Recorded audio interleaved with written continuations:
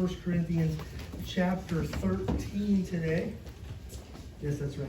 1 Corinthians chapter 13 today. And as you turn there, Katie, can you give me a clock back there? Do you know how to do that? I will try. If you can, that'd be great. That'd be helpful to everybody else, I'm sure. 1 Corinthians chapter 13. You know, it's interesting. We've already preached on 1 Corinthians chapter 13.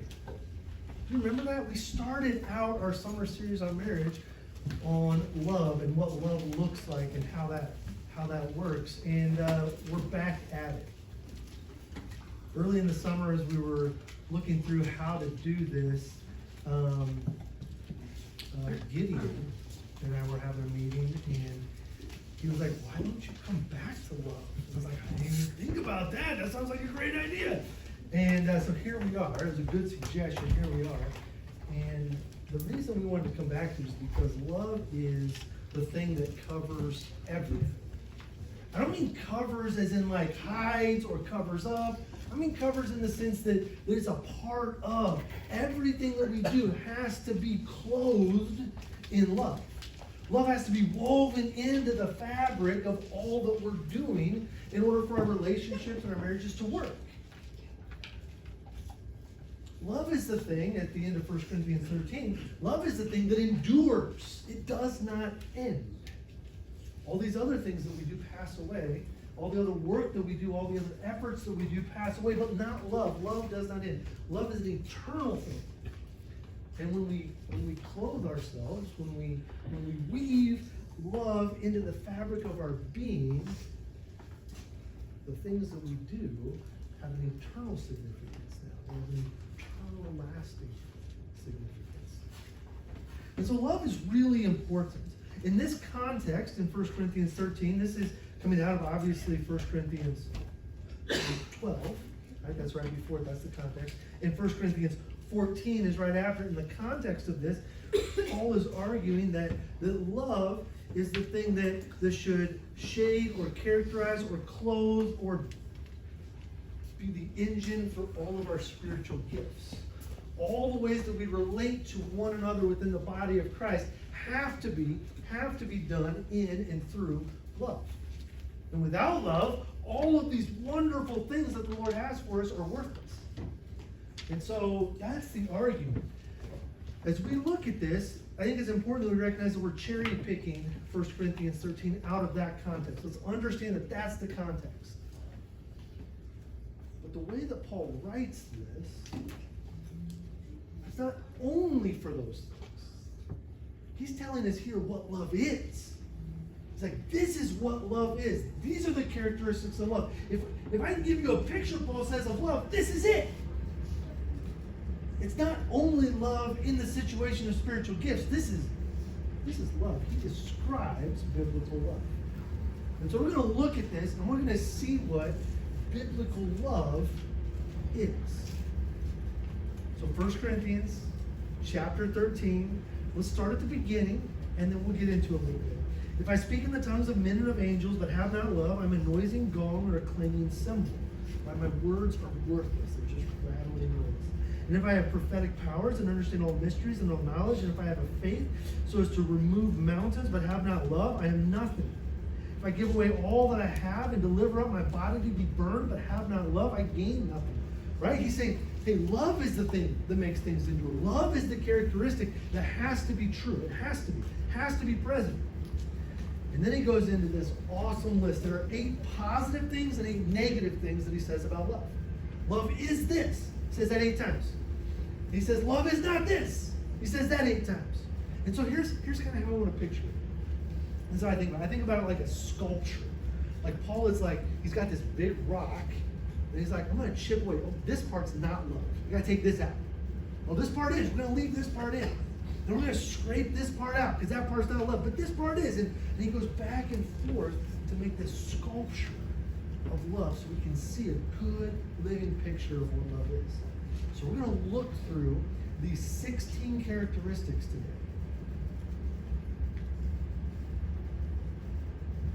I think it's 16. I'm like, wait a second, that's a ton of characteristics. We're going to look through all the characteristics that Paul lays out so we can see what it is and what it's not. Because we need to know what real love is. Did you know that on our money, I learned some stuff about currency this week. Did you know that there are anti-counterfeiting measures on money? Did you know that? Right? So here I've got 3 different denominations of bills. I've got a $1 bill, very little anti-counterfeiting measures on the $1 bill. Nobody is like, hey, let's print a bunch of $1 bills, we're gonna get rich, right? That's dumb. Nobody does it. So they don't take very many measures on $1 bills. But on denominations of 5 and above, they take counterfeiting measures. Okay, are you ready for this? If you here, I need somebody to help me. Who wants to help me? I need a volunteer. Do you have fingernails? Or are they short? You gotta be able to feel it. Who's got fingernails? Like long fingernails? Jen, you got long fingernails. Can you do this? I mean, they're long enough, right? Here's what I want you to do. Run your fingernail from like right up here, and then go down across the vest. Do you feel the grooves? So take it all the way down, get to the vest, get to his coat. Can you feel that? There's grooves. Jen, you can't print grooves. That's embedded in the dollar bill. There's grooves. Which one did I give you? Okay, just the 5. It wasn't a $100 bill. That's good. Isn't that crazy? You can feel it. Here's another thing. If you hold it up, everybody knows about the little magnetic strip or the little metal strip in there, the whatever. Well, now it's a plastic strip, and if you hold it up on this $20 bill, it's right here, and it says USA 20 written in. And on the $5 bill, I think it's on the other side, and it says USA with the number 5. They do it differently on different denominations of bills. It's super faint to see. It's hard to see, right? But it's in there. And that is actually put in between. It's holding inside the paper. You can't print that. You can't print that little, where's it? I don't see it on here. Oh, look at trouble. We found it earlier. Maybe it's a different one. You can't see those things. Listen to the main thing that the Secret Service looks for when they're looking for counterfeit money. They say, look for differences, not similarities. Think about that. Look for differences, not similarities. Counterfeit bills, if they're any good at all, will be similar to the real ones in many ways. But if a bill differs in just one way, it's probably fake. Look for differences, not similarities. And that's what we're going to do today. We're going to look at love. And we're going to say, okay, what are the things that are different about the way the culture describes love and the way the Bible describes love? There's some really key differences, but guess what? They're subtle. They're so subtle. Let's see what the Bible says. Does that sound good? We want to see the real thing, don't we? We want to be able to look at the Bible and say, oh, this is what love is. This is in my life, or it's not in my life. 1 Corinthians chapter 13, now we're in verse 4. I'm going to read this whole section real quick, and then we're going to go down through it. Love is patient and kind. Love does not envy or boast. It is not arrogant or rude. It does not insist on its own way. It is not irritable or resentful. It does not rejoice at wrongdoing, but rejoices with the truth. Love bears all things, believes all things, hopes all things, endures all things. Love never ends. As for prophecies, they will pass away. As for tongues, they will cease. As for knowledge, it will pass away. So we'll start at the very beginning. Love is patient. What is patience? Ever think about that? Like, what is patience? I know that like kids, we have to be patient. With our spouse, we have to be patient. But what is patience? Webster defines it this way. Patience is bearing pains or trials calmly or without complaint. Ouch. Bearing pains or trials. I mean, I can bear, but can I do it calmly? Can I do it without complaints? I don't complain to everybody. I just kind of grumble under my breath to my wife as we go to bed. Like, you can't believe what's on my. That's not patience. Patience. The definition, did you know there's actual truth in the world? The definition of the word, what the Bible's trying to say here is love bears pains or trials calmly without complaint. As we evaluate our relationships, as we evaluate our own posture, are we doing this with God? bearing it. Or what's the opposite? Are we getting out from under it? We're saying, no, I'm not going to endure this difficulty any longer. You called me fat one too many times, right? I had a kid, well, I'm not going to tell this story, but my kids. Woo! Oh, that's more than that. Anyway, all right, now I feel like I have to tell. One of the kids walked in, I had my shirt off, and they're like, Dad, how come you have boobs like Mom? I'm like, come on. It's not what's happening here, kids. I have lost some weight since then. Love is patient. It's kind. Are we patient? What is kindness? It is of a sympathetic, forbearing, or helpful nature. My relationships, am I kind?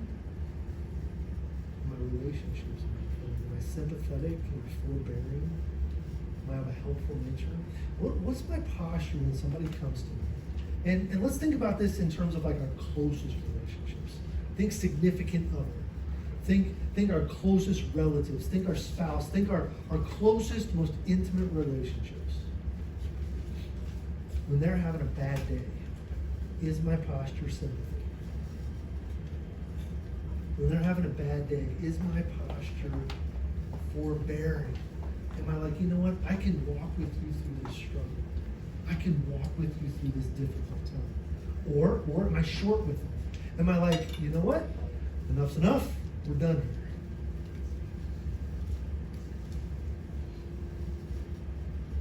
At some point today, we're going to have to talk about how there is a point where biblical love does say, hey, we're done with this thing. Right? There are things, and we're going to get to it in some of these characteristics after a while. But I don't want us to have the misconception that if my spouse is abusive and physically harmful, verbally demeaning, and I don't want there to be this idea that there are no boundaries. And that we don't say, hey, look, you can't treat me like that. That's not okay. I don't want us to have that misunderstanding. Right?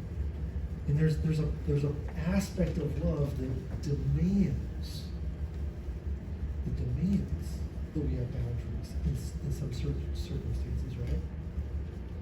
I think if we're being honest, this idea of being kind and sympathetic and forbearing and helpful, it's a really hard thing for us to come by. Isn't it? It's hard to be sympathetic. It's hard to be forbearing. It's hard to be helpful. When my spouse comes to me or I go to my spouse, I go to my spouse, I'm like, babe, I need help. She's so forbearing. She's so kind. She's so helpful. She's like, okay, again? Like we talked about this yesterday, you didn't plan for it, and here we are again, and she's so kind. And she's like, okay, I'll help you out. She's kind. Love does not envy. Ever think about envy? Hey, Andrew, this is a lot of definitions. I know. Webster says envy it's painful or resentful awareness. Think about it. Painful or resentful awareness of an advantage enjoyed by another with a desire to possess the same advantage. What's in it? Painful or resentful awareness of an advantage enjoyed by another, joined with a desire to possess the same advantage. We see this in our lives every day. I see this in my house every day. My kids are just fine. Everything's great. And then some stinker goes into the kitchen, finds a cookie. I mean, everything's fine. Everybody's happy. And that one kid, whichever one it is, it could be a different one every day, walks through the living room eating cookie, minding their own business.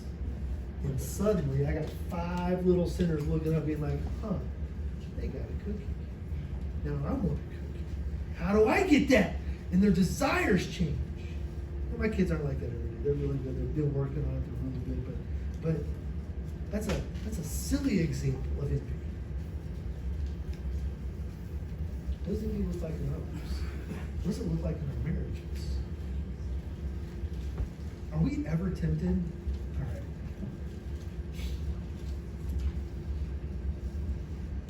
ever tempted to say, man, that person's spouse is pretty epic. I wish my spouse was like that.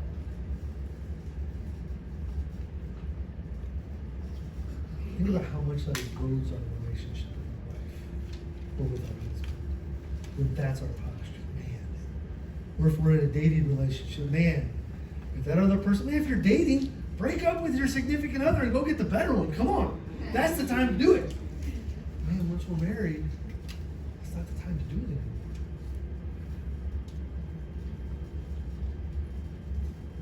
How much does envy affect our contentment? Talked about contentment last week, didn't we? And Mark got this epic trophy last night. Is it okay if I use you as a quick example? I mean, it's epic. It's such a big trophy. It was so big. He sent me a picture of the car from the race that he won. And I didn't see the trophy. I thought it was like a lit up building in the background. And I'm like, dude, your car looks good. Your driver looks young. One of his kids was in the car just goofing around. He's like, bro, look at the top of the car. And I zoomed in and I'm like, what am I looking for? And all of a sudden it's like, holy cow, this thing is huge. You want to race with this? It was, anyway, you have to ask him about it.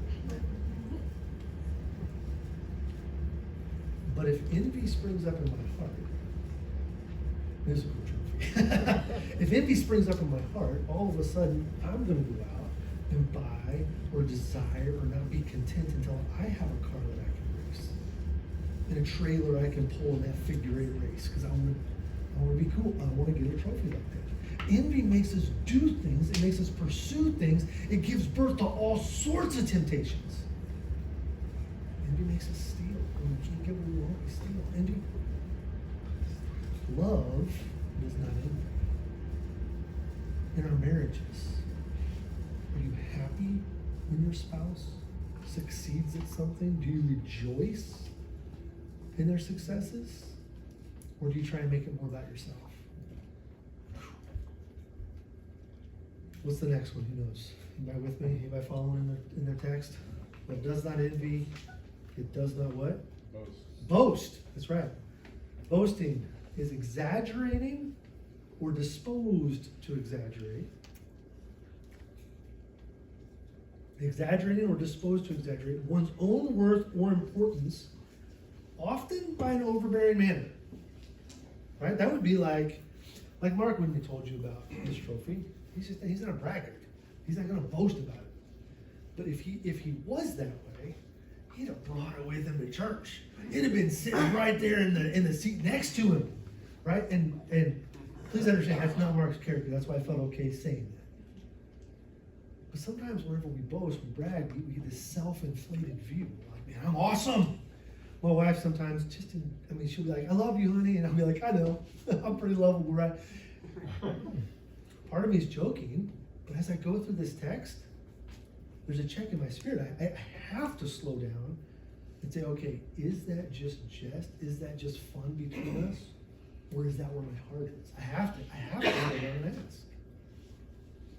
Do we think we're better than we are? Do we realize that we're really good at something and we have to tell everybody about it? Love doesn't boast. See, the posture of love, if you remember from back in, I don't know, it was probably May when we talked about this, May or June when we first talked about this, the posture of love is others focused. It's impossible to have love and to have this spirit of boasting.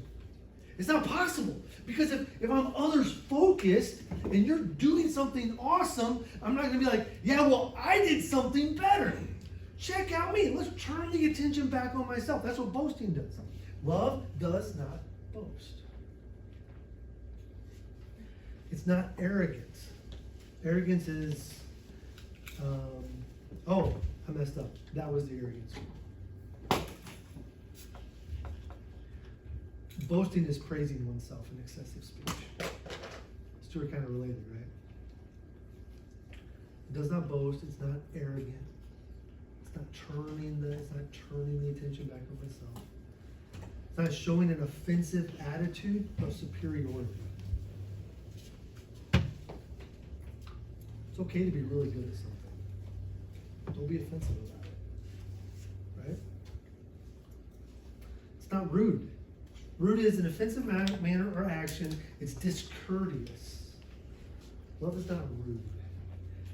When I think about being rude, there was a situation recently.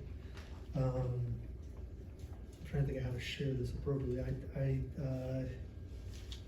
We were interacting with a new person, and there was a child with me and my group of people. There was a child, and I was like, "Hey, say hi to this new person," and they were just like, "Oh, heck no!" I mean, they weren't interested at all. And to be fair, the child was really tiny. I mean, whatever. But there's an element of like, and I'm not saying the child was rude, but that's our posture sometimes with people. Like, I'm not going to interact with that person. I'm not gonna be kind to that person. I'm not gonna speak well with that person. I'm gonna treat that person really rudely. I'm gonna be more superior in my own mind. I'm gonna think better of myself than I do of you. And I'm gonna be standoffish to that person. In our relationships with our spouses, rudeness comes out in the way we talk to them. I was really convicted about this about a month and a half ago. Somebody offhandedly recommended, they didn't even recommend it, they just mentioned the book Cherished about 7 times in like a 1-week period. And I was like, look, this guy can't stop talking about this book, I'm gonna read it. I read it in a day and a half, and it was so convicting. It's like, man, some of the careless words that I use with my wife are actually really rude and hurtful, and I'm not cherishing her. And I had to change the way I talk to and about my wife. I had to change some stuff because I was being rude, inconsiderate, unpolite, demeaning. Sometimes in a joking manner, but you know what? It's still rude. It doesn't. One of the ways that I think is really helpful to think about this one is as I'm examining my own life, examining my own heart, examining my own relationships. I think that word cherish really is helpful. Because the question is, am I being rude to my spouse, or am I cherishing them? See, cherish, like love, is all about helping them out, making them look good, making them shine. One of the illustrations the book used was he said, you know what, nobody likes to play second fiddle in a band or an orchestra. But when you cherish your spouse, you're saying, hey, I'm going to play second fiddle, you're going to play first fiddle, you get first chair, you get all the solos. My job, the job of a second fiddle player, is to make the first fiddle look good. That's their job. They play the boring part really, really well so that the first chair violinist can just sing and get all the glory. Second chair never gets the glory. And when we're unwilling to play second chair to our spouse, you say, but Andrew, when they're supposed to leave, why would you play second chair to your spouse? Guys, it's a posture. It's a posture of how I love her. It's a posture of where is my focus? Is my focus about making my melody the one everybody hears? Or do I want to be kind and not rude? Do I want to help people see how wonderful she is? It's our posture. Love's not rude. It does not insist on its own way. See how selfish non-love is? Love is the epitome of being others focused. It's the embodiment of looking to others instead of ourselves. It doesn't insist on its own way. It's not irritable. Does anybody just want to stop here and not continue? These are hard things to think about. As we look at our own lives, there are some things that we need to change. There are some things that we need to adjust in the way we relate to one another. This isn't only about our spouses.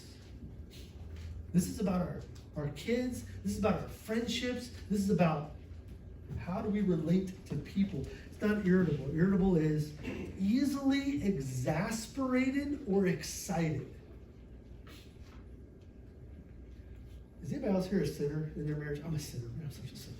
So sometimes I'll notice when my wife is a little irritable, and not because she's unloving, but just because life is hard and she's a human. And every once in a while, I'll be like, oh, she's a little jumpy today. I'm gonna hide in the closet and jump out and scare the bejeebies out of her. And in my sinfulness, I think that's really funny. But in godliness, I realize it's provoking. I'm exciting that already excited state. It's not loving, is it? The things that our spouses do they irritate us? Think about that statement. The things that our spouses do those things irritate us? Do those make us irritable? See, when I jump out and scare the bejeebies out of one time I did it, I scared her so bad, she collapsed on the floor in a ball of tears. It was really bad. It took weeks for her to admit that it was almost funny. It took years for her to be like, you can share that story in public. It was like our second year of marriage, third year of marriage. I was an idiot. As soon as I did it, I realized I went too far. But look, here's the question. Does me acting like that towards her, does that give her the excuse to be irritable?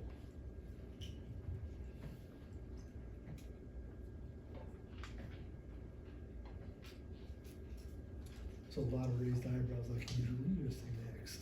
Better be careful. Because when my husband or my wife does that to me, it does. Look, love is not irritable. So my wife, out of her love for me, even though I'm a jerk sometimes, she doesn't use that as an excuse to have a posture of irritability. She doesn't live on this really rocky, like I'm about ready to explode kind of. She doesn't have that kind of a posture because she has love.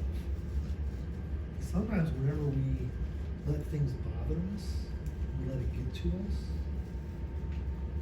that's a hard word. Irritability is a choice.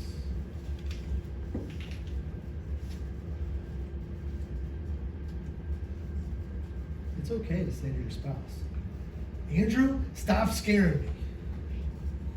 Love me. Be respectful to me. Honor me like this. Don't be rude.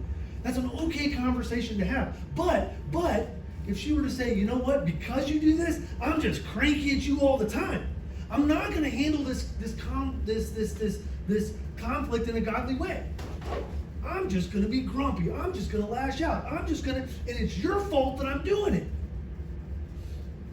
The things that happen to us do not give us the right to be irritable. Love is not irritable. It's just not what it is. Remember, what are we looking for? We're looking for differences, not similarities. You can have every single one of these characteristics, but man, if you're an irritable person, that's not biblical love. You might be approaching biblical love, but you're not there. I'm really thankful my wife's not irritable. I am the more irritable one in our relationship, for sure. Love is not resentful. What is resent? It's to feel or express annoyance or ill will at someone. Man, that person just they did this, and I'm just mad about it, and and just let it boil and just stew in my brain. That's not love. That's not love. I said there'd be some guardrails, didn't I? Right? We're kind, we're not resentful, we're not irritable, we're not all these things. But there are some things that there's some protection in here. Love is not a doormat, loved ones. That's not in the I use the language of the verse, but that's not in the verse. It's not a doormat. To be loving doesn't mean what's the phrase that the LGBTQ plus movement uses? Love is love. That's so misleading. What they're saying is, and I had someone in a conversation within the last 3 weeks look me in the eye and say, I have church hurt.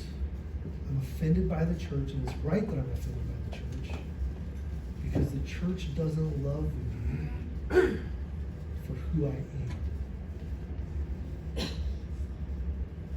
Think about that. What this person was saying was, they were saying, because it was in the context of the actions of the person, and the conversation was, hey, you can't do those actions.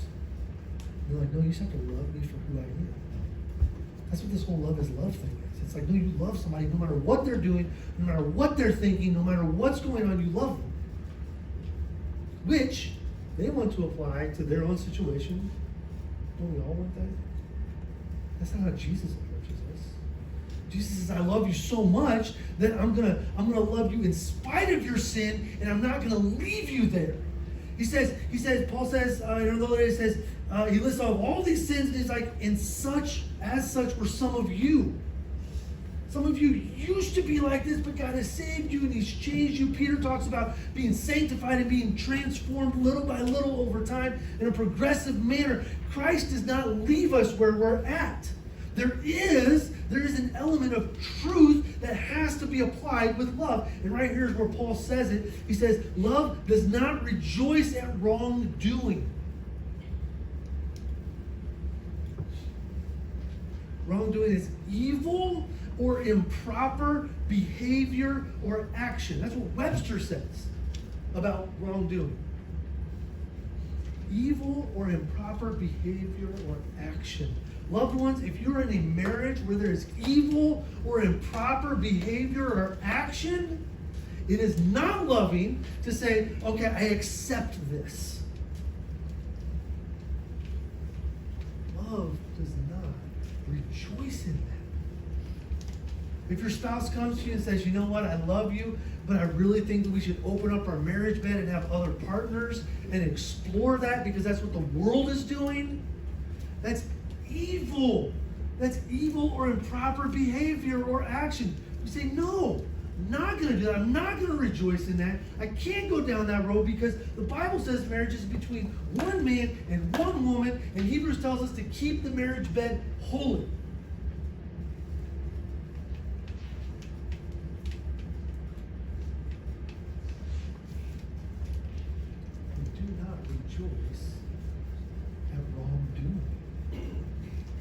Patience, kind.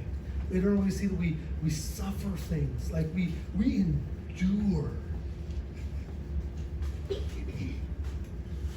we don't embrace the wrong. The next one is like it. It does not rejoice at wrongdoing, but it rejoices with the truth.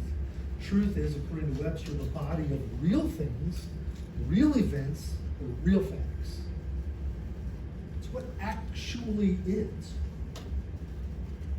Have you ever been in a relationship where somebody tries to change the facts all the time? It's hard to keep straight. People wear you out. Love rejoices in the truth. And what happens if the truth hurts? What happens if the truth is that I or my spouse walked out on the marriage and did open the marriage bed? What happens if the truth is that one of us is caught up in a big sin? What if the truth is that we're not loving or that we are rude? What if that's what the truth is? You rejoice in the truth. We're not rejoicing in the sin, but we're rejoicing in the fact that sin is in the light because Jesus died for those sins. You see the difference? We rejoice in the truth. Love rejoices in the truth. One of my favorite things, this might be my favorite thing, my favorite part of the ministry, is somebody comes to me and they're real quiet, they're really ashamed, and they say, you know what, I've got some sin to confess. Here's where I'm at. And they confess a really difficult sin for them to confess. Here's why that's so encouraging to me. That's why Jesus died. He didn't die so we could look good.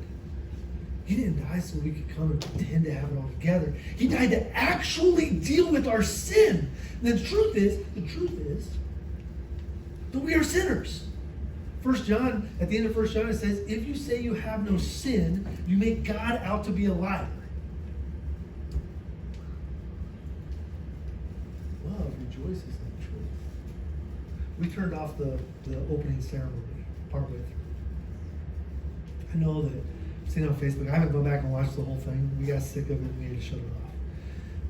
I know people are up in arms about this or that or this or that or that. Here's what made me turn it off. I know we're sitting there. We love the Olympics. It's so much fun to see the nations of the world come together and just like all in unison.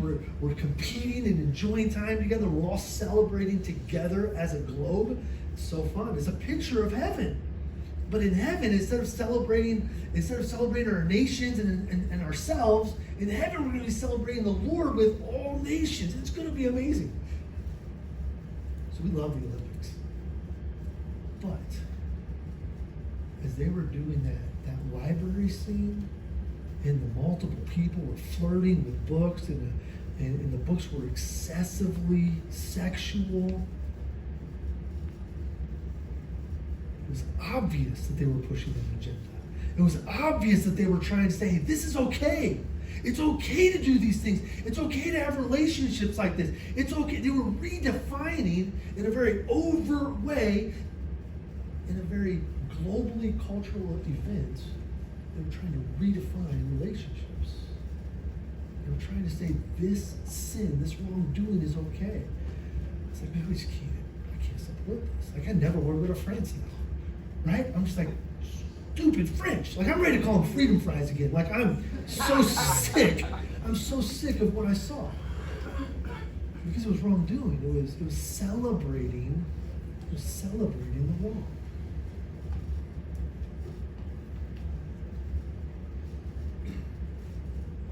But here's the thing.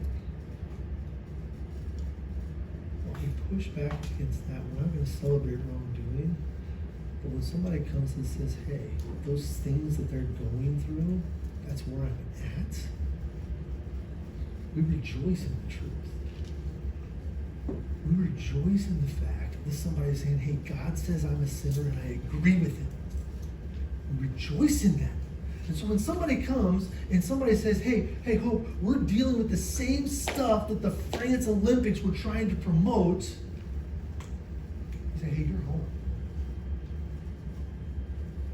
This is your spot. Because Jesus loves you the same way he loves me. The same way he loves all of us. All of us are sinners. All of us need Jesus. And we rejoice in the truth. Love bears all things. See, this is where it's like, wait, do I have to put, we don't put up with wrongdoing. That's not what it's talking about. But the posture of love is others focused. Love bears all things. To bear something means to accept or allow oneself to be subjected to, especially without giving way. So watch this. Nate, can you help me out? All right, now my son is getting stronger, okay? So here's where we're going to shake my hand. Have you ever shooken hands with somebody and they just kind of crush your hand? Right, you know what I'm talking about? All right, so go for it. Like, okay, come on, dude, don't cry in front of people. Just pretend, all right?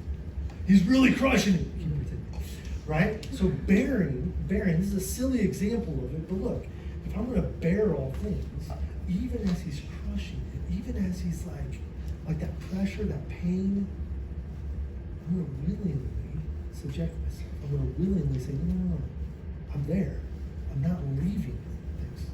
Thanks for not hurting me for people. That's our secret though.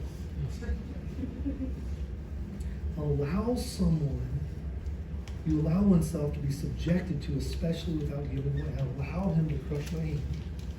I'm not pulling back. I'm not going to punch him. I'm not going to fight him over it. But in our relationships, sometimes our spouses hurt us.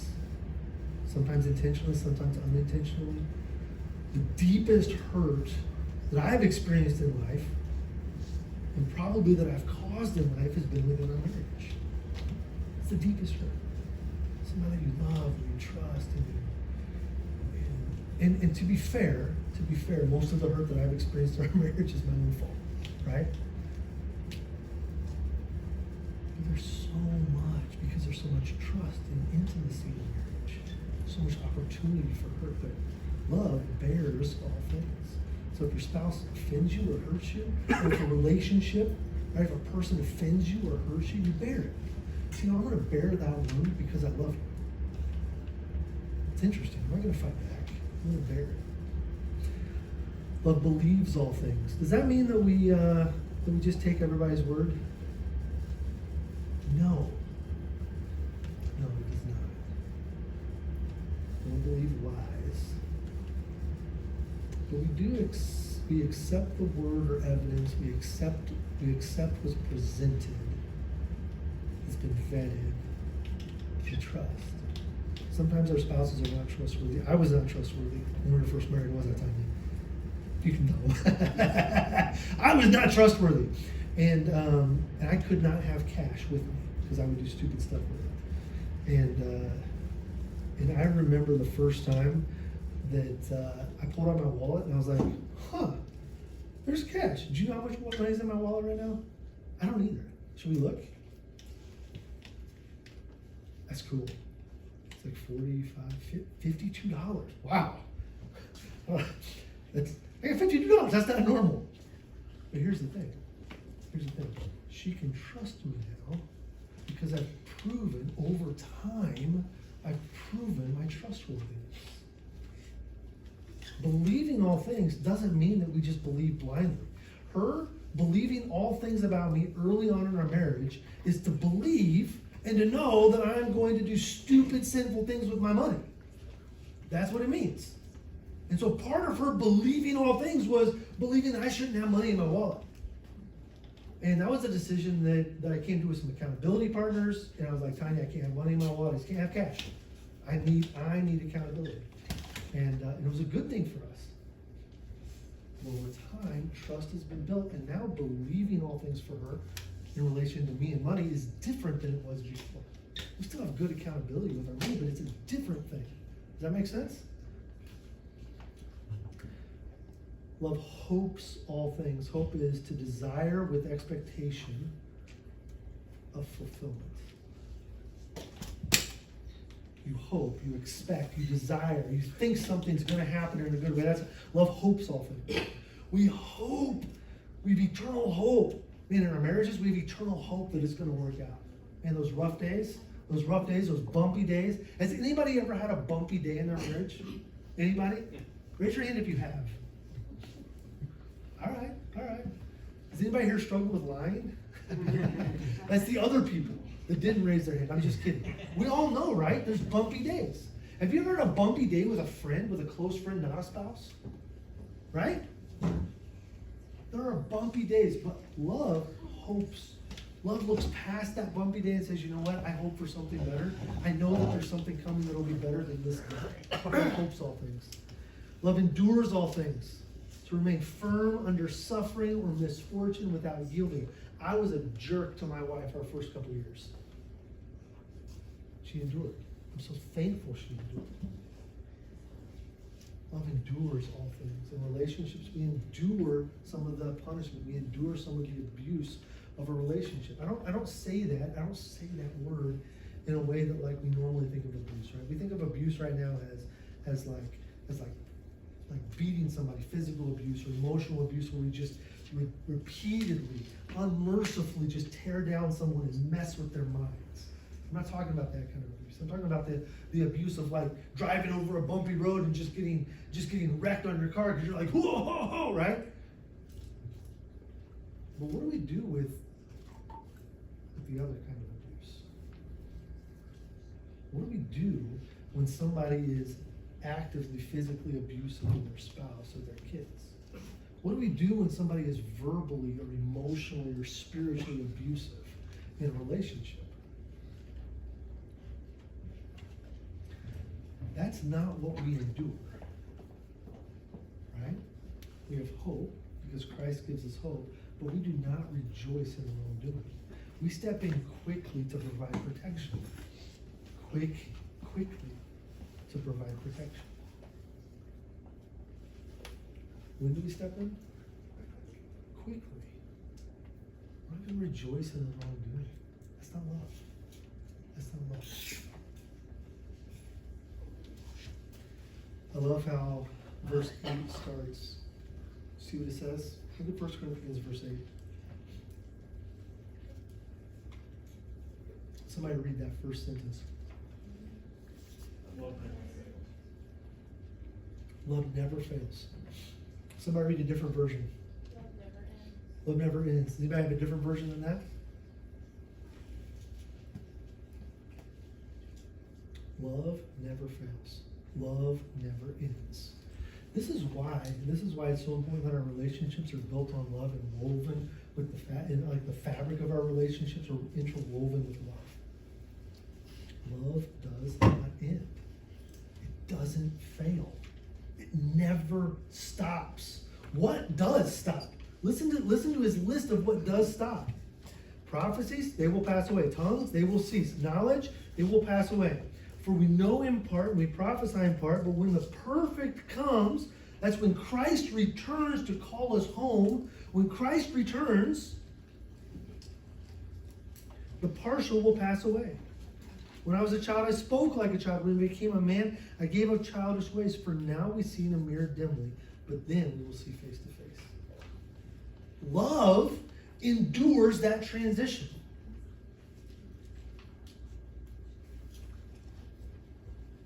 Think about that. Love is the thing that comes with us. Which is really good news, because what is our hope in as Christians? It's on the love of Christ.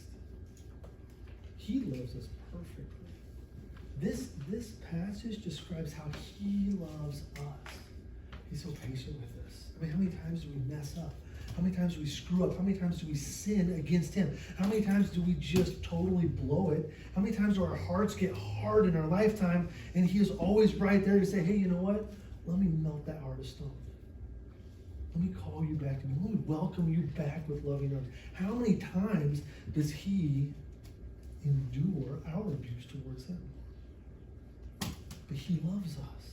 And his love for us is eternal. Loved ones, if you don't know the love of Jesus yet, if you're like, okay, Andrew, I hear you. I see this sculpture of love, but what is this love of Jesus? Let me tell you, here's what it is. It says that while we were still sinners, Christ died for us. That's when he loved us. He loved us when we were his enemies, and he said, hey, the only way to fix our relationship is if I die for you. And I'm going to give myself, I'm going to become obedient even to death. And he died for us. And then he freely offers the gift of eternal life. He doesn't say, hey, I'm going to die for you. I'm going to buy this awesome gift. And now you have to work really hard. You have to do all these things to get it. He says, no. I'm going to do all the work. And so Christ dies for us. And then he extends the gift of eternal life to us. But he doesn't stop there. As he extends it, he also softens our hearts. Because let's be honest, in our sin, in the hardness of our hearts, we can't accept his gift. We can't see the goodness of it. But he softens our hearts towards him as he calls us and he says, hey, I'm going to give you this gift. And today, if you're like, that gift actually sounds good for the first time ever. That's God softening your heart towards his gift. Walk towards it. And then he says, hey, I'm going to hold you now in my love. So as he softens our hearts, he says, hey, just come to me, ask me to forgive you, and I will. And he does. Did you know what he does? He doesn't hand us the forgiveness and say, okay, hold on to this, don't let go. He says, I'm going to hold on to you. I'm not going to let you go. And then he holds us, and he keeps us, and he endures, and he's patient. And love never ends. And his love for us never ends. And so when he comes back to call us home, he's the one holding on to us. And he takes us home. And we get to be in heaven with him forever. That's our model of love. As we close today, as the band comes up, let's look into our own marriages. Let's look into our own relationships. Let's just think about it as we're singing this last song, this closing song. Here's what I want us to think about. Is my love real or counterfeit? In which ways are there some counterfeit parts of my love, right? As we go back through that list from verse 4 through the first part of verse 8 in 1 Corinthians 13, what are some ways that my love is counterfeit? And then let Jesus work on you. Let him change you. He's the one holding you. He's the one changing you. He's the one making you more like him. He's the one doing all the work. Just gotta let him. Let him do it. Lean into it. Why don't we stand? I'm gonna pray for us as we sing. Heavenly